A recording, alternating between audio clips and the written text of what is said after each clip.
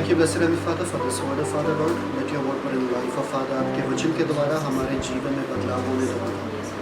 आपके वचन को आशीषित करते हैं, हमारा जीवन आशीषित हो जाएगा। यीशु मसीह के मीठे नाम में मांगते हैं, सब स्वीकार करेंगे। आमीन। Praise the Lord. जब बच्चा निकम्मा निकल जाता है, जब बच्चा निकम्मा निकल जाता है, सबसे ज़्यादा दुख किसको लगता है? माँ, माँ,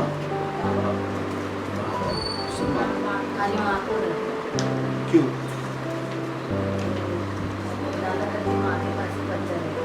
क्यों?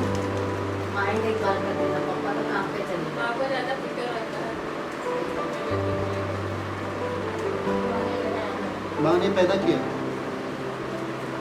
बाप वो दर्द से नहीं गुजरा, बाप को वो दर्द का इतना भी इंच पता नहीं है। दुख सबसे ज्यादा किसको होता है? अगर बच्चा निकम्मा। क्यों? माँ ने दाम भरा वो बच्चे को पैदा करने के लिए, दाम भरा। इसलिए बच्चा ज्यादा, अगर देखो, अगर डाइवोर्स भी होता है ना किसी का, तो ज्यादातर बच्चा जो है माँ के पास रहता है, बाप के पास नहीं। बाप के पास ज्यादातर बच्चे टिकते नहीं, हमेशा माँ ही लेती है। क्यों माँ? क्योंकि बाप को उनका कीमत इतना मालूम नहीं है जितना माँ को मालूम है, क्योंकि माँ ने दाम भरा। क्या दाम भरा? कहते हैं जब माँ बच्चे को पैदा करती है, उनका दूसरा जन्म हो जाता है, उनको नया जीवन मिल जाता है ना। इतना दर्द से उनको गुजरना पड़ता है, इतना तकलीफ से उनको गुजरकर एक बच्चा पैदा करना पड़ता है। ठीक है, यीशु मसीह ने एक बात बताओ मुझे, माँ बच्चे को जन्म देती है तो माँ नफरत करती है क्या बच्चे से? 9 महीने रखा, जन्म दिया तो प्यार करती ही है ना, प्यार करती है। यीशु मसीह ने दाम हमारे लिए चुका दिया, उसके ऊपर दाम चुका दिया, है ना। बाकी दुनिया में किसी और के लिए आप कीमती नहीं हो, केवल यीशु मसीह के लिए। अगर आपका जिंदगी सही नहीं जा रहा है, सबसे ज्यादा दुख किसको होगा? यीशु। ये मत सोचो कि यीशु वहां पर बैठा है और बोल रहे कि नहीं तुम भीख मांगो मुझसे कि मेरा जिंदगी सुधारो और फिर मैं देखूंगा और सुधारूंगा। और नहीं, माँ के ममता से भी ज्यादा प्यार यीशु मसीह का है आपके जिंदगी के लिए। यीशु मसीह को मालूम है, क्यों? क्योंकि उन्होंने वो दाम भरा। कभी माँ के ममता पे आप सवाल नहीं उठा सकते हो, वैसे ही यीशु मसीह के प्यार के ऊपर कि यीशु मसीह क्या तुम सच में मुझे संभालोगे? सच में मेरे पास अभी पैसा नहीं है, कल कैसा होगा? सच में ये बीमारी जो डॉक्टर ने कहा है मुझे कि नहीं है, कैसा मैं, क्या होगा मेरा? और आपको लगता है क्या यीशु मसीह बोलेंगे नहीं भीख मांगो मुझसे, प्रार्थना करो, नहीं आज मेरा मूड नहीं है तुम्हें आशीष करने के? तो दाम जो यीशु ने भरा, वो भरा क्योंकि हमसे प्यार करते हैं। अगर हमारा जीवन तकलीफ से गुजर रहा है, सबसे ज़्यादा तकलीफ यीशु को होता है। किस बात का तकलीफ? इस बात का तकलीफ नहीं है यीशु को कि मेरे बच्चे मुसीबत में हैं, पर इस बात का तकलीफ होता है यीशु मसीह को कि सब करने के बावजूद मेरे बच्चे मुसीबत में क्यों हैं?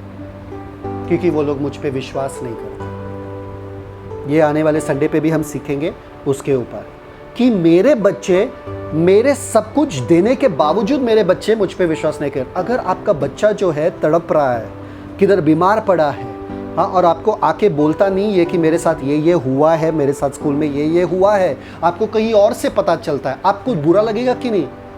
तुम मेरे बच्चे हो, मैं तुम्हारे माँ हूँ, मैं यहाँ पे जिंदा हूँ, हाँ, तुमको ये करने की क्या ज़रूरत थी? अगर तुम्हारे साथ ये हुआ, तुमने मुझसे छुपाया क्यों? क्या आपको नहीं लगता यीशु मसीह को लगता रहेगा ऐसा कि मैं अगर जिंदा परमेश्वर हूँ, मैंने तुम्हारे लिए सब कुछ कर दिया है, तो तुमको चिंता करने की क्या ज़रूरत है किसी चीज़ का? तो यीशु ने हमसे अपना प्यार जताया एक दाम देकर। सब लोग बोलो दाम देकर। ठीक है। अगर मैंने एक मोबाइल दिखाया आपको, ये मोबाइल कितना, ये मोबाइल का रहेगा, कितने का मोबाइल रहेगा? ये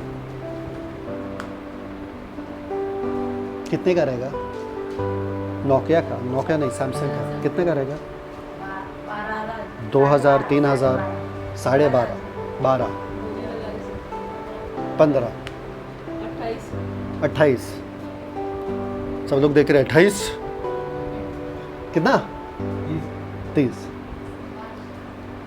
इसका दाम वही है जो आप लोगों ने दाम लगाया आपके दिमाग के हिसाब से, पर इसका दाम एक और है जो इसके बनाने वाले ने लगाया। हम अपने हिसाब से जाके बोल सकते हैं मुझे लगता है ये 2000 का मोबाइल है, मुझे 2000 में दो, वो बंदा बोलेगा जा घर पे, है ना। उसने दाम लगा दिया इसके ऊपर, एक ऑलरेडी दाम लगा हुआ है। ओके, हम किसी चीज का दाम देने के लिए तैयार रहते हैं। अगर मॉल में जाओगे शॉपिंग के लिए, आप कितना पैसा दोगे कपड़े के लिए? मॉल में कितना बार्गेन करोगे? भैया 2000 का बिल्कुल नहीं, हाँ 50 में दो। वो बोलेगा क्या? मॉल के बाहर रास्ते के ऊपर भी है कोई बेचने वाला, उससे जाके खरीद ले। आपको पता है मॉल के अंदर आप आए हो तो 2000 तक तो मिलेगा ही मिलेगा, आप चुपचाप से खरीद लेते हो, निकल जाते हो। पूछते हो क्या कुछ उसके आज? नहीं ना, कुछ नहीं पूछते। मुद्दा ये है, आप जितना आप किसी से प्यार करते हो उतना आप दाम भरने के लिए तैयार हो जाते हो। करेक्ट? तकलीफ उठाने के लिए तैयार हो जाते हो। अगर उसके लिए आप प्यार नहीं करते हो, आपके दिमाग में अगर वो प्यार करने लायक नहीं है, आप उतना तकलीफ नहीं उठाओगे। फॉर एग्जाम्पल, मेरा बच्चा रोएगा, मैं रात को जाग जाग कर उनका सेवकाई करूंगा, पर अगर मेरे बाजू वाले के बच्चा रो रहा है, मैं क्या बोलूंगा? चुप कराना उसको। मेरा बच्चा रो रहा है, मुझे टेंशन है, बाजू वाला का बच्चा रो रहा है, मैं इरिटेट हो जाता हूँ, मुझे गुस्सा आता है। फर्क क्या है? आमीन, है ना? प्रॉब्लम कहाँ है?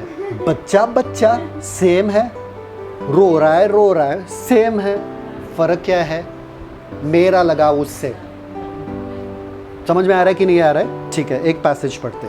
ओपन लूका का सुसमाचार। Thank you father, Jesus. सब लोग है कि नींद में है? बहुत नींद आ रहा है आज तो, जबरदस्त नींद आ रहा है। ओके,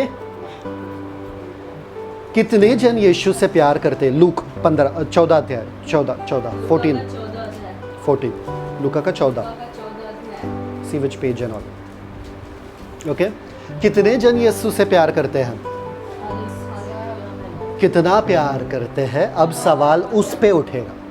अरे बहुत मत बोलो, बहुत मत बोलो। आप तो बहुत प्यार अपने पति से भी करते हो, पर पता है क्या निकलता है बाहर?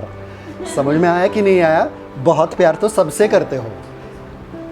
यीशु से कितना प्यार करते हैं आज हम देखेंगे, ठीक है? वर्स 25,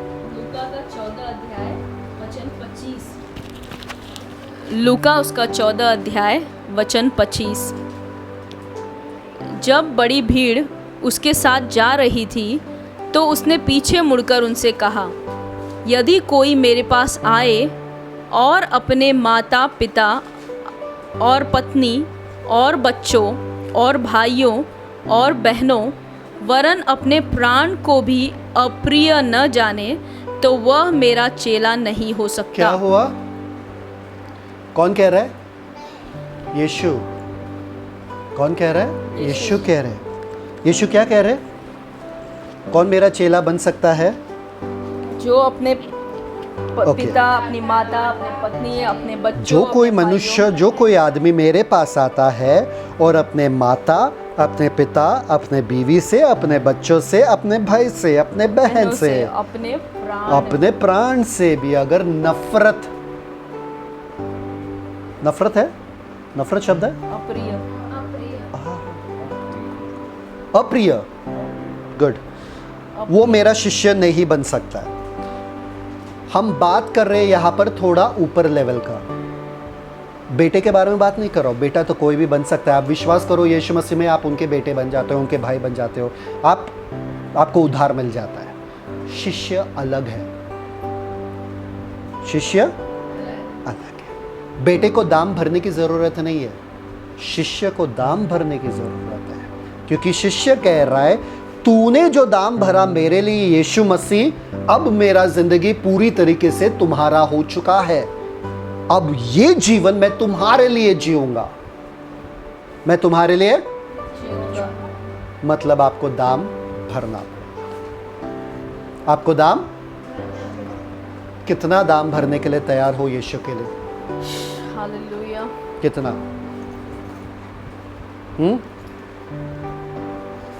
कितना?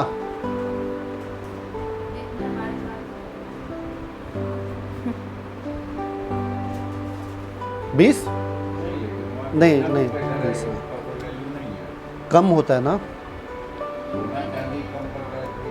सोना चांदी भी कम पड़ता है। कितना? हाँ, 5? बिल्कुल नहीं, बिल्कुल नहीं। गले का अपना निकालो। गले का?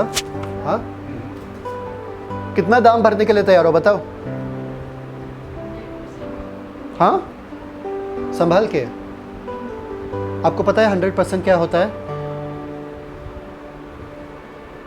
माँ, बाप, भाई, बहन, पति, पत्नी, बच्चे, सबको अप्रिय जानना, प्राण, अपने खुद के प्राण तक।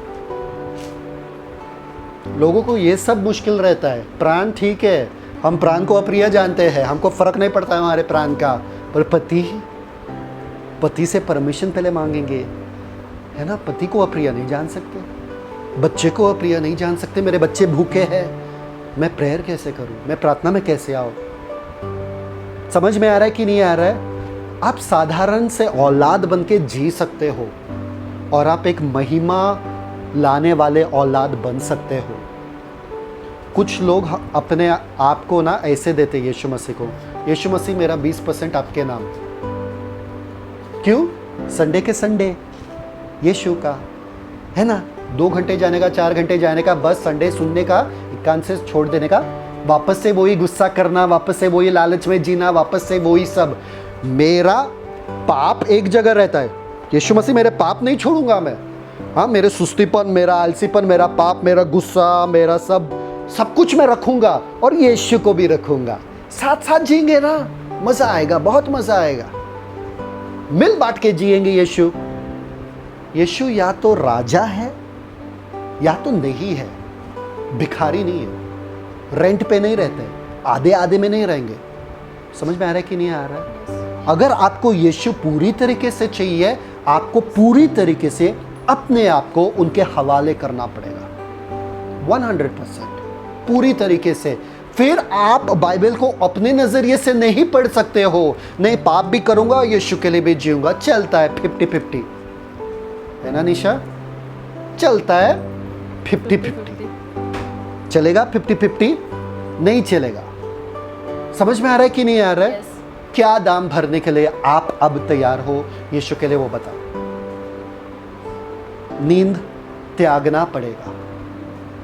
अपने आप को प्रिय जानना मतलब मेरा खाना, मेरा पीना और मेरा नींद, सोना त्यागने के लिए तैयार हो यीशु के लिए। अगर यीशु रात को उठाए और बोले प्रार्थना कर सकते क्या?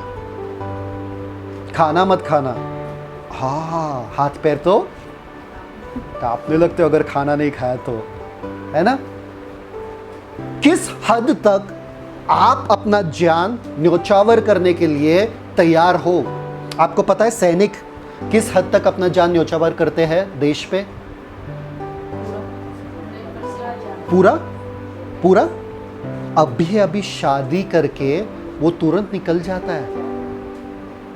अभी शादी करके वो बराबर घर पे भी नहीं बैठता अपनी बीवी के साथ, एक नाश्ता नहीं करता बीवी के साथ, तुरंत बुलावा आया तुरंत चला जाता है सैनिक। किसके लिए? लड़ने के लिए। किसके लिए? वो गिरेगा नहीं, डोंट वरी। किसके लिए?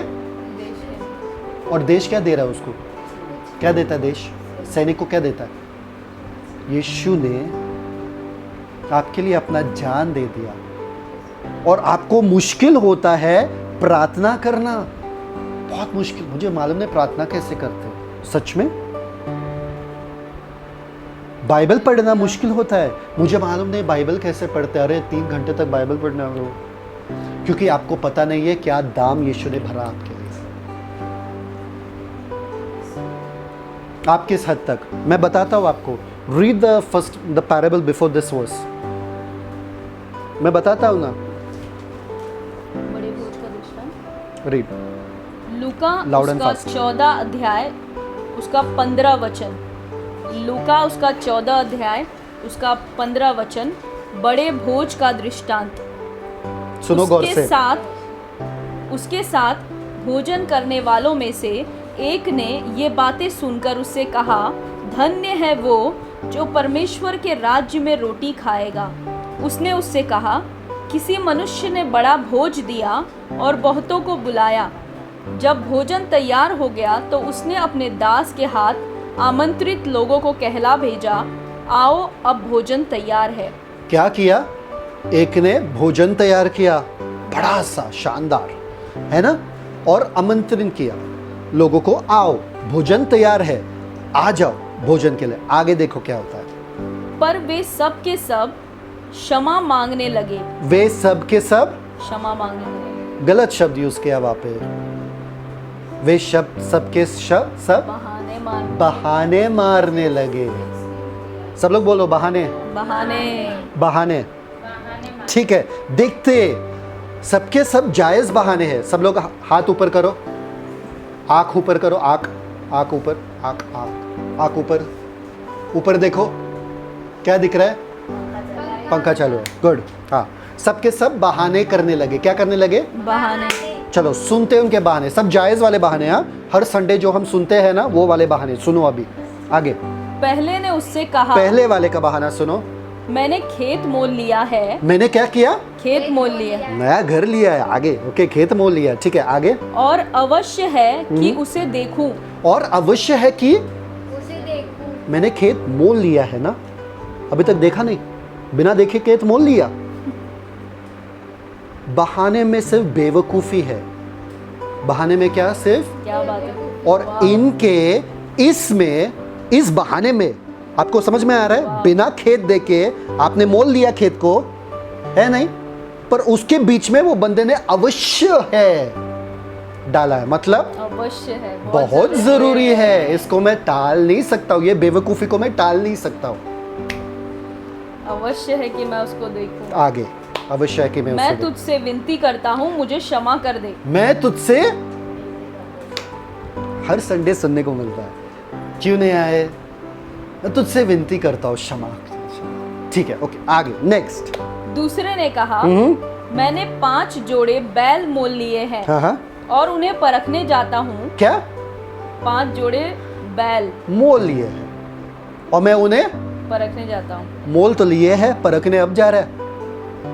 किस हद पे, किस बेसिस पे मोल लिए? ठीक है, आगे देखो। मैं तुझसे विनती करता हूँ, मुझे क्षमा कर। मुझे क्षमा कर। ठीक है, चलो ये दोनों को छोड़ देते हैं। एक ने खेत मोल लिया है, खेत कहीं भाग रहा है, कल खेत नहीं रहेगा। पैसा दे दिया ना भाई, खेत तुम्हारा ही है ना, रखो ना, कल जाके देख लो, खाना खाने के बाद जाके देख लो। सिर्फ खाने के लिए बुलाया ना बंदे ने। हालेलुया। समझ में आ रहा है कि नहीं? नहीं, सबके सब चीजें संडे के दिन ही होना चाहिए। जब प्रभु के चीजें करना है, तब भी सबका सब टेंशन उसी टाइम पे आ जाता है। क्या मालूम कैसे हम भी बेवकूफ बन जाते हैं। सब बहाने हैं। आगे। वचन 20। एक और ने कहा, एक और मैंने है। विवाह किया है। मैंने क्या किया? विवाह किया है। विवाह किया यार, वाह। इसलिए मैं नहीं आ सकता। इसलिए मेरा पत्नी है, इसलिए मैं नहीं आ सकता। आगे। उस दास ने आकर अपने स्वामी को ये बातें कह सुनाई। परफेक्ट। तो गुस्सा तो नहीं आना चाहिए ना, सबका जायज तो था। किसी का बहाना फेक था क्या? गलत था क्या? झूठा था? सही था ना? ठीक है, आगे देखो। तब घर के स्वामी ने क्रोध में आकर। क्या? घर के स्वामी को क्या हुआ? उस समय ये कौन कह रहा है मालूम है क्या? यीशु। पैराबल कौन कह रहा है? यीशु कह रहे हैं। कौन कह रहा है? यीशु मसीह। मतलब क्रोध किसको आता है बहाना सुन के? परमेश्वर को क्रोध नहीं आता जब आप बहाना देते हो परमेश्वर के चीजों के लिए। हालेलुया। जब आप पापों में पड़े हुए थे, जब आप बेबस लाचार पड़े हुए थे, जब आप अंधकार के शक्ति के अंदर पड़े हुए थे, जब आप गुनाहों में पड़े हुए थे, तभी यीशु ने बहाना दिया, तभी परमेश्वर ने बहाना दिया, तभी परमेश्वर ने आपसे प्यार किया और दाम चुकाया ताकि आपको उस चीज से बाहर लाए। Thank you, Jesus. समझ में आ रहा है? Yes. और हम यहाँ पर बहाना देते, मेज तो तैयार है, खाना लगा हुआ है, आपको बस आके खाना है, उसमें भी आपके 10 बहाने। Wow. समझ में आ रहा है कि नहीं आ रहा है? परमेश्वर को अच्छा नहीं लगता है जब कोई बहाना देता है, इसलिए हमको भी नहीं अच्छा लगता है। आप बहाना उनको दो जो आपको रोक के रख रहा है परमेश्वर की चीजों तक आने के लिए। Yes. Hallelujah. क्योंकि एक ही है जो आपको रोकेगा परमेश्वर की चीजों में करने के लिए, वो है शैतान। Yes. चाहे वो किसी भी रूप में आ जाए। आपको वो मालूम है कि बाइबल कहता है वो स्वर्गदूत के रूप में भी आता है। वो कैसा आता है? तो ये मत चौंक जाना कि मेरे पति के रूप में आए, कि मेरे बच्चे के रूप में आए, पर आपको रोक के रखता है, वो किसी ना किसी रूप में आ जाता है। इसलिए मैं चीज़ें आप लोगों को कहता हूँ, सैटरडे नाइट जल्दी सोना, क्योंकि संडे चर्च है। कलीसिया में आके सोना मत। शैतान चाहता है कि आप सोए कलीसिया में आके, ताकि आपको वचन ना मिले, क्योंकि सिस्टर ने जो बताया था, जैसे वचन आता है शैतान तुरंत आता है, क्योंकि तुरंत शैतान वो ही चुराता है जो कीमती है, जिससे उसको पता है कि आपका जीवन बदल जाएगा। Yes. और उसी समय में आपका ध्यान भटकाता है और आपको वचन से दूर खींचता है। आगे देखो, क्रोध आया, यीशु को बहुत क्रोध आता है। आगे, तब घर के स्वामी ने क्रोध में आकर अपने दास से कहा, नगर के बाजारों और गलियों में तुरंत जाकर कंगालों, टुंडों, लंगड़ों और अंधों को यहाँ ले आओ। दास ने फिर कहा, हे स्वामी, जैसा तूने कहा था वैसा ही किया गया है, और फिर भी जगह है। स्वामी ने दास से कहा, सड़कों पर और बाड़ों की ओर जा और लोगों को विवश करके लेकर आ, ताकि मेरा घर भर जाए, क्योंकि मैं तुमसे कहता हूँ कि उन आमंत्रित लोगों में से कई मेरे भोज को न चखेगा। क्या हो रहा है यहाँ पे? परमेश्वर का काम रुकेगा अगर आप नहीं आओगे? हालेलुया। किसका लॉस है? वाव। आपका लॉस। हमारा कुछ नहीं बिगड़ता। आप नहीं आओगे तो कलीसिया में, तो क्या होगा? हमारा कुछ नहीं बिगड़ने वाला। लॉस किसका है? आपका है। हमको क्या परमेश्वर पूछेगा क्या? ये नहीं आया आज तुम्हारा 10,000 कट नहीं। शोभा प्लीज, सिस्टर प्लीज आ जाओ, वहां यीशु 10,000 देंगे आपका, अगर नहीं आए तो हमारा कट हो जाएगा। होता है क्या ऐसा कुछ? परमेश्वर का घर भरा हुआ रहेगा, इससे बढ़ते जाएगा, आप आओ कि ना आओ। समझ में आ रहा है कि नहीं आ रहा है? परमेश्वर का कार्य तो चलता जाएगा, आपका आशीष रुकेगा भाई, आपको आपका आशीष नहीं मिलेगा। इसलिए इसी के बाद यीशु मसीह कहता है, जो मेरा शिष्य बनना चाहता है 100% मेरे पीछे उसको हो लेना पड़ेगा, कोई बहाना नहीं। अपने जान तक तो भी प्रिय नहीं। क्यों? अगर ये सब प्रिय आप जानोगे, आपके साथ बहाना बहुत रहेगा। मेरा पति, मेरा पत्नी, मेरा बच्चे, मेरा माता, मेरा पिता, इसलिए बोले सबको अप्रिय जानो और फिर मेरा शिष्य हो जाओ। ये दाम चुकाने के लिए आप तैयार हो क्या? हाँ, तो ही यीशु अपना जलवा आपके द्वारा दिखा सकते हैं। अगर ना, तो बस बच्चे बन के रहो, वो ही दलदल में, वो ही इसमें, कभी ऊपर कभी नीचे, कभी ऊपर कभी नीचे, कभी विश्वास में कभी विश्वास में। प्रार्थना करो, सबसे बोल बोल के जाते जाओ। आशीष का कारण बनना है, शिष्य बनना पड़ेगा, ताकि जैसे यीशु जिए 100% हम भी जिए। यीशु कहे, पिता का मर्जी करने के लिए मैं आया इस धरती पर, पिता ने मुझे भेजा, मैं तुमको भेजता हूँ, तुम मेरे मर्जी को पूरा करो। कोई है तैयार? पर दाम चुकाना पड़ेगा। और दाम ये नहीं है कि इनको भी लो, मेरे पाप को भी लो, सबको लो, साथ में यीशु साथ में चलेंगे, नहीं। चलना है तो पूरी तरीके से यीशु का होकर चलना है। दाम बहुत भारी है, दाम आसान नहीं है। अभी बोलते रहेंगे कि यीशु में जब आए तभी सब मुफ्त था, है ना, और उसके बाद अंदर आने के बाद दाम भरना पड़ेगा।